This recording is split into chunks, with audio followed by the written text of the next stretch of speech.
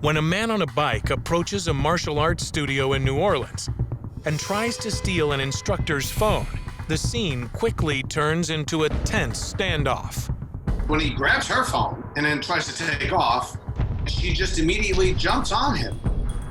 So it goes to show that being trained in the martial arts comes in very handy. She wrestled her phone away, she threw it off to the side, and then she punched him in his head and it pushed him away. But as Meredith Livingood bravely fends off her attacker, things get dangerous. He kind of gestured towards his waistband and said that he had a gun.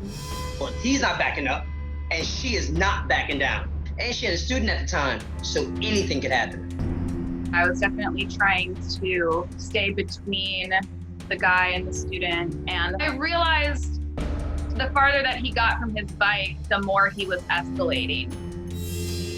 He started to, puff up a little more and seem more angry.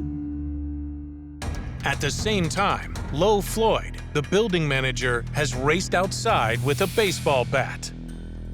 So now things have gotten so intense. You have this guy with a baseball bat, you have a guy who's saying that he has a gun, and you have these two women who are just pissed off. This has become totally escalated. So intense to watch. But to everyone's relief, the man just seems to want to get back on his bike.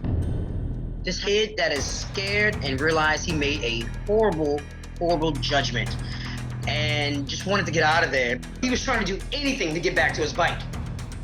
By the time I made it out with my bat, the kid has already grabbed the bike and he's now riding away. By now, Lowe's maintenance man has also joined the crowd, who is confronting Meredith's attacker. And as he finally races off on his bike, they still don't know if he was really armed or not. So the frightening thing about situations like this is that you don't know what these people are capable of. You don't know what's going to happen when they're so angry. It's really, really scary to be in it and to watch it. I mean, as impressive as her tough actions were, she was really lucky. Still, emotions run high. She still has that real tense look on her face, that she was still caught in the moment. It was like a guard dog look. What's interesting from a psychiatrist's point of view is that these are two opposing means of violence. With martial arts, specifically Taekwondo, you learn discipline, you only use aggression, as needed. Whereas with youth who commit a lot of crimes, aggression is something they use for personal gain. This young man on a bike is trying to use aggression to get something, whereas this woman is using violence to protect herself.